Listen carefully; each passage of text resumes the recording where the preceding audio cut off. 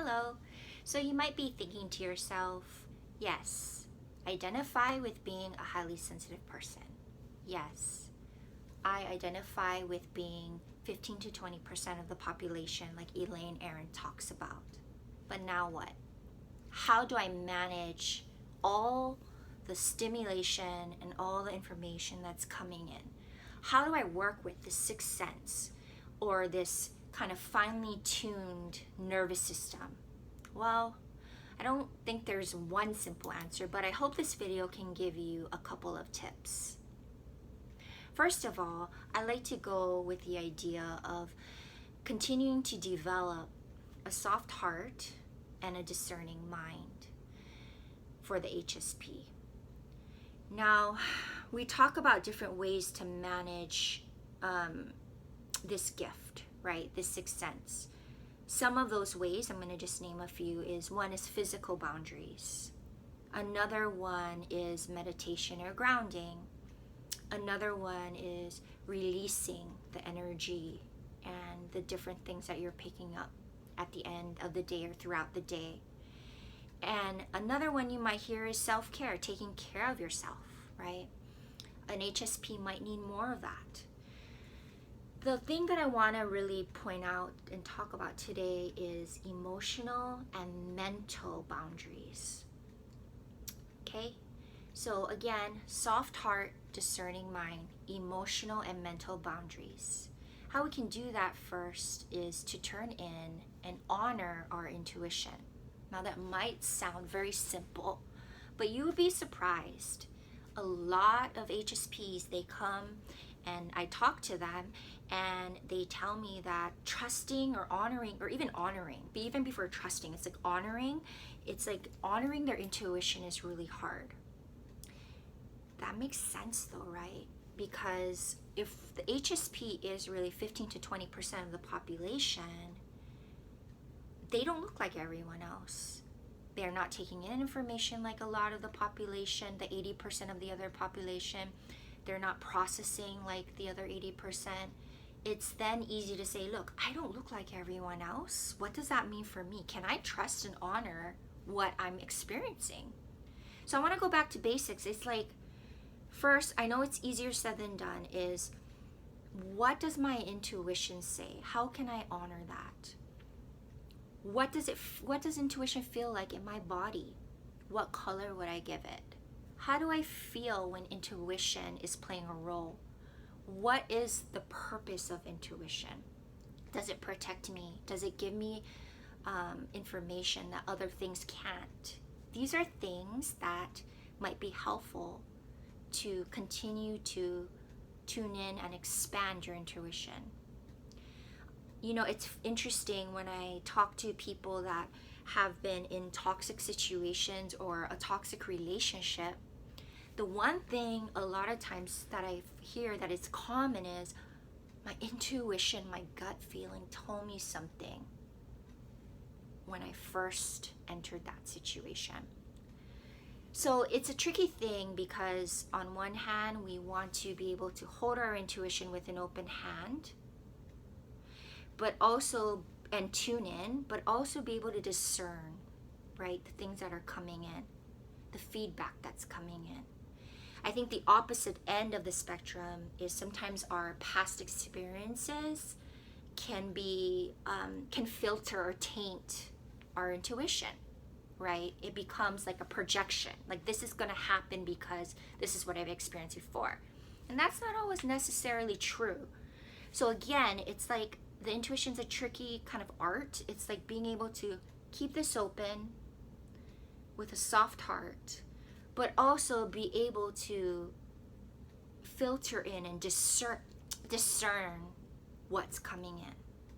How do we do that?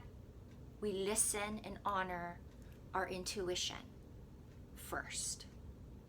Second is asking yourself, is this energy or feeling that I'm picking up from the other person or this room, is that my energy or feeling, or does that belong to someone else?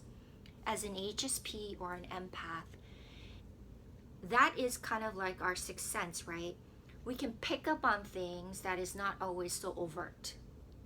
So when that's happening, whether it be whatever feeling it is, check in with yourself. Ask yourself, is this mine or is it someone else's? For an example, when I first started this work, my first supervisor, gosh, so many years ago, I was telling him about these interactions. I was telling him about my experience with different things. He kind of stopped and he said, Sharon, I actually think that what you're picking up on is coming from the other person.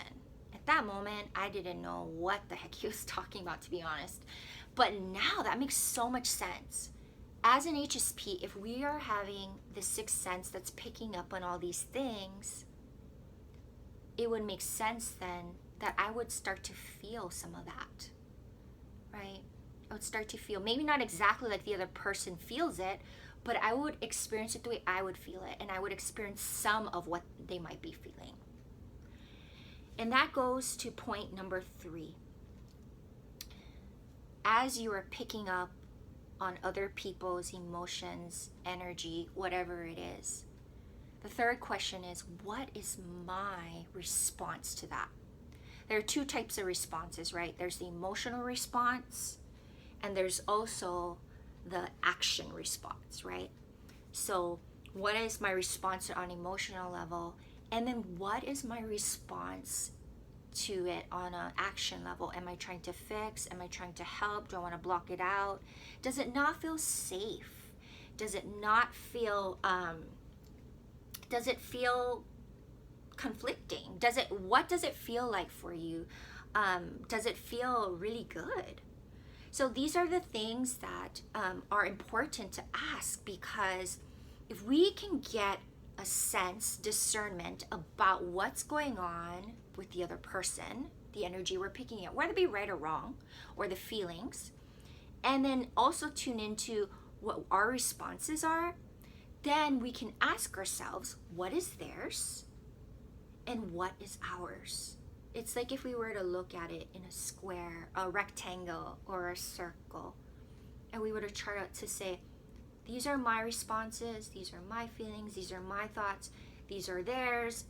We can start to see where it starts to begin and where it starts to end, and then we can take control of our part. We can also start to release what is theirs and what is not ours. A very important and critical question I find with HSPs are, what is my responsibility to take on, and what is not my responsibility that I need to release, right? And then the last part of that gives us information to figure out, when we figure out what is theirs and what is ours, is to figure out, what do I need? At the end of the day, we can only control our side of the square, our side of the circle. But if we get in tune with that and we honor that, and then we turn back into ourselves and say, what do I need? That can empower the HSP, because then it gives us a sense of control, and it doesn't just feel like everything is just coming down on us. Again, this is easier said than done. It's a craft. It's an art form. Everyone will be different. And quite honestly, it's an ongoing process, right? All the time. But I hope that this served you well, and I hope that you can find some support in these 3 things: honoring your intuition, figuring out where, if that's your energy and feelings or if it's theirs, and then honoring what your needs are, what to keep and what to let go. Continue on the path, and thank you for joining me on this HSP path. Thanks, and have a great day. I hope this was helpful. Bye.